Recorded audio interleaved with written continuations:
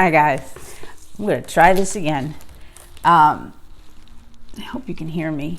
All right, how was your week? Did you have a good week? It's been a little crazy week, but every week is crazy, right? So every time I turn the TV on, there's something else going on. But schools are starting to open, and kids are starting to go back to school a little bit. Woodbridge is opening, Edison is opening, South Brunswick is going to open in a month, Metuchen's opening. So kids are going to be able to go back. Some kids are going back, some kids are staying home, but there's changes. It doesn't matter. You guys are going to do what works for your particular thing, but in the world, things are changing. Numbers are getting higher, people are getting sick, so we need to be still careful, so careful. Masks and 6 feet away from each other, and try not to go to big, huge parties, and try to stay outside as much as you can. So that's what I'm thinking. Let's do our part to keep this thing going so that we can get to a point where we can go back to school and I get my kids back and you can go to your friend's house and you can go to a party, all right? But we have to get to that point. So let's try to do that.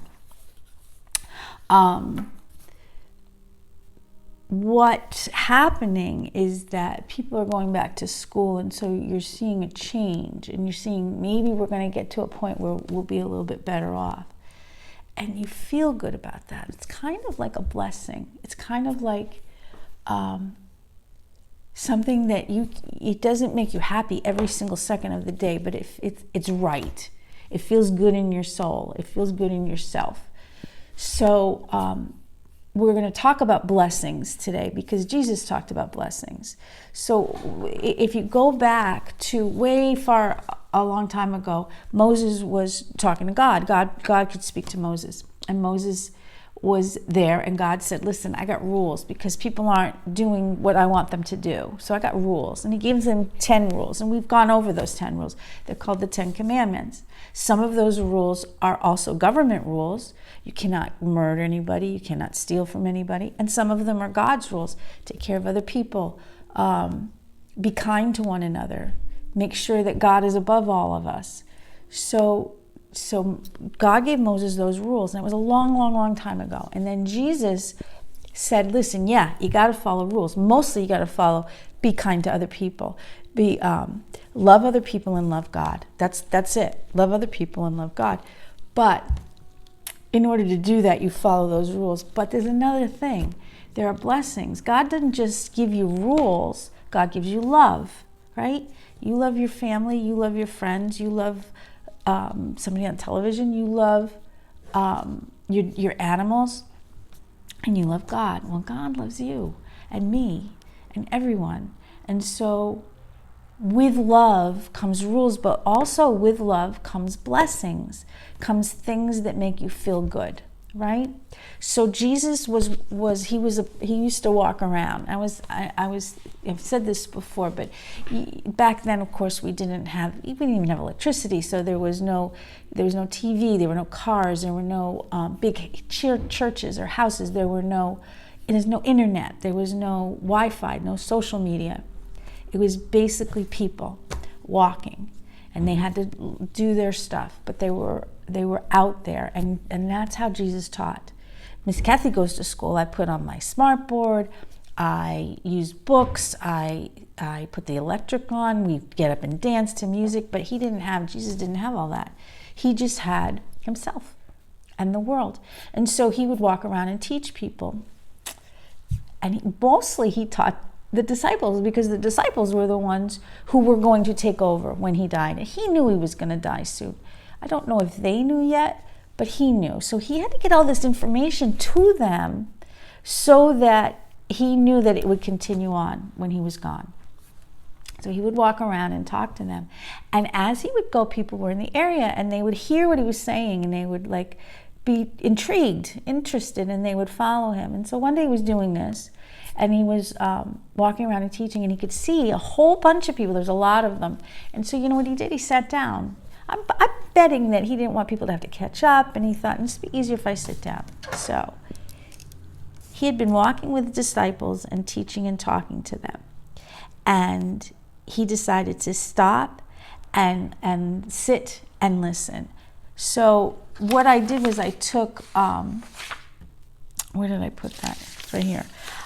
I went into the Bible and I found, and it's in church today too, Matthew. Now Matthew is about Jesus, right? And it's chapter 5, verses 1 through 11. And this is what happened. Jesus saw the crowds who were there. So he went on a hill and he sat down, and his followers came to him. Now followers would have been the disciples, but also the people who were listening. And Jesus taught them. And he said, those people who know they have great spiritual needs are happy. The kingdom of heaven belongs to them. What does that mean? What does great spiritual needs mean? And how are you happy? So here's the thing. It's not just happy, right? It's blessed. It's feeling good even when you're sad or angry. You still have that feeling inside that you're okay, that you're here and it's okay. And the calmness and the peace. All right, so that's what a blessing is. They call it beatitudes, but it's the same word. Blessing, serenity, peacefulness, calmness. You've got this. All right. So people who have great spiritual needs feel that way. How could that be? A great spiritual need would be, I have one here. Sometimes you can't do it on your own, right?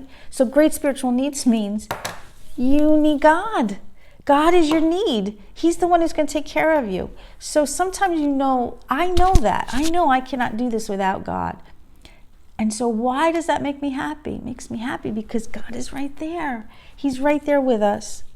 So if that happens, if you know that you need God, there's so many programs out there that rely on a higher power, spiritualness, God.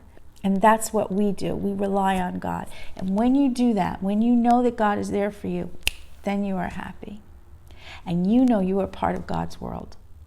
So the first blessing is those who know they have great spiritual needs are happy.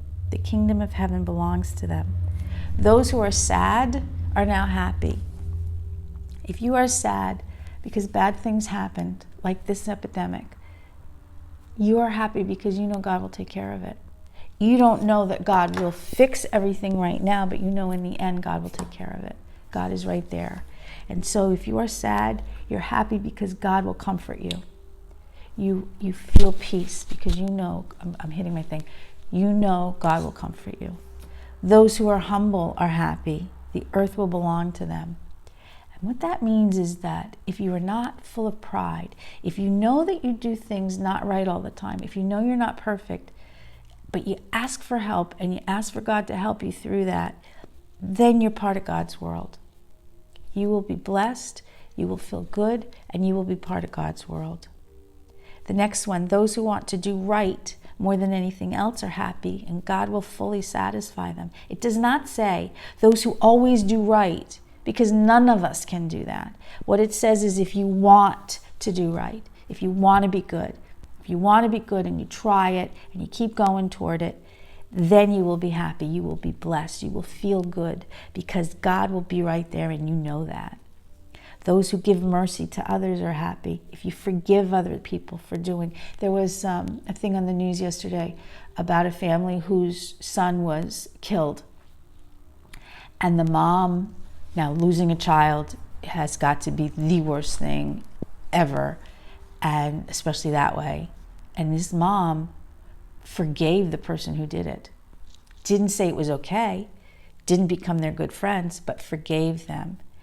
Because you know you're never going to feel peace until you can do that. And she did it, and then she felt peace, and she was forgiven. Those who are pure in their thinking are happy. So if you are thinking that you want other people to be hurt, or if you're thinking things, even if you're not doing them, but even if you're thinking,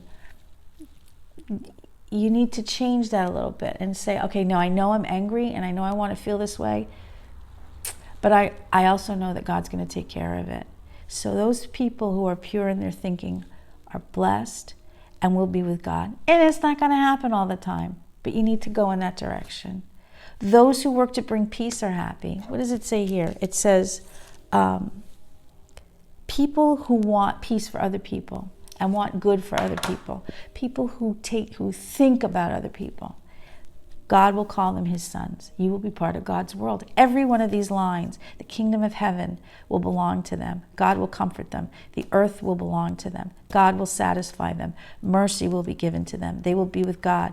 God will call them sons. All means you're going to be in God's world. You're part of God's world. And then this one, those who are treated badly for doing good are blessed. The kingdom of heaven belongs to them. Those who are treated badly are blessed. So if somebody is saying to you, there's something wrong with you because you believe in God, or if they're saying, don't be good, it's not, the world isn't like that, you need to take care of yourself. If people are saying that to you, but you are still knowing that you're doing the right thing, that God is right there for you, that means you'll be part of God's world. You are blessed. You can do this. You can do the things that you're supposed to do, even if other people are telling you not to, even if they're hurting you for it. I mean, some places people are hurt for this, but you keep doing it because God's right there for you. And then the last verse says, people will say bad things about you and hurt you. They will lie and say all kinds of evil things about you because you follow me. But when they do these things to you, you are blessed. God is with you. God is always with you. You keep up and you keep doing what you're doing, you will be part of God's kingdom. You are part of God's kingdom right now. And when you do the stuff that you need to do, you're set. You're right in there. You're part of it. It's kind of a weird thing to learn right now, isn't it? Because there's so many hard things happening and so many angry people and so many hurtful things being done to other people, and sometimes hurtful things being done to other people in the name of God. But we know that's not right. We know that in our blessings and in our commandments, hurting other people in God's name is not what God wants. It's not part of his world. You are not part of his world. If you are hurting other people, you might get angry, you might hurt them by accident, there might be part of you that loses control, and then you realize it was wrong. That's not the people I'm talking about. Those people are part of God. If you make a mistake, God understands that. So let's say you hurt somebody because the anger comes up inside of you, and then you realize what you did. And even though that's not your favorite person, you feel bad that you did it, or you want to make it right. You might not be able to make it right with that person, but you can make it right with other people. That's when you're blessed. That's when you're feeling you're part of this. You belong to God, you belong to this world, and God is right there for you. Now, that is not to say, and we know this is true, that is not to say you are always going to be happy. It is not to say that bad things aren't going to happen to you, because they are. And that's what this is saying. People are going to say bad things to you. You are going to get hurt. You are going to feel anger. You're going to feel sadness. You're going to feel all of these things. But God is with you.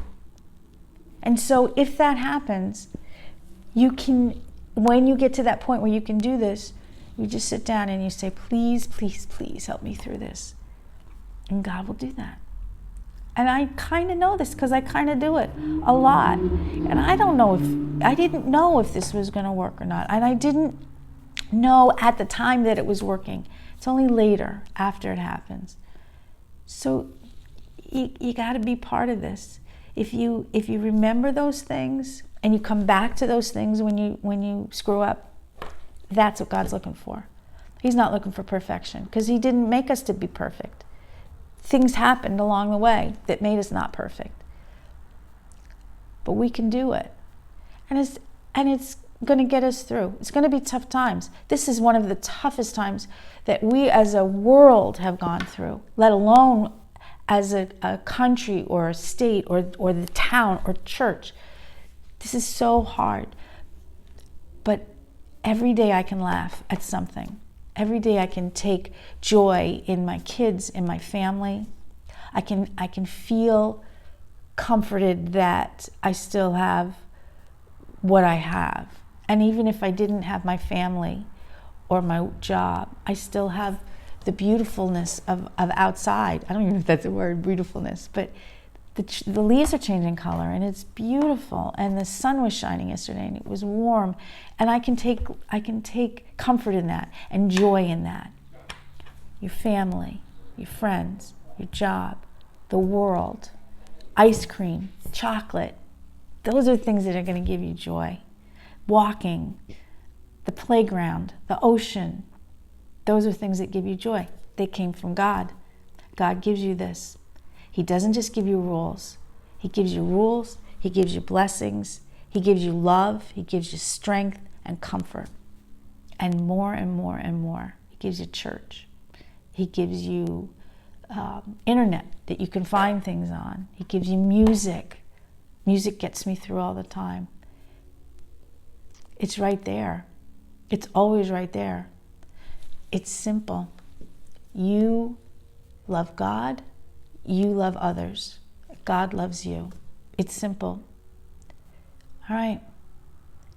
So that's what we're going to do this week. We're going to remember this too shall pass. Bad things happen and then they fade away. You get anxious and then God helps you to calm down. You get scared or you're crying or you're hurt. God will get you through that. And in the end, when all is said and done, we will be with God. Whether we're with God here or we're with God in heaven, we're going to be with him. And that's it. That's what Kenny says all the time. I will be with God. We will be with God. And we are with God. So, have a good week. Take care of other people. And look around at your blessings. Look around at your family. Look around at the bad things that are your blessings. You know, I say that a lot. You can't have the good without the bad, right? So yeah, you got bad things that happen to you, but then good comes in. God comes in and takes care of us. All right, I love you. I miss you. But we will be together soon. Have a great week.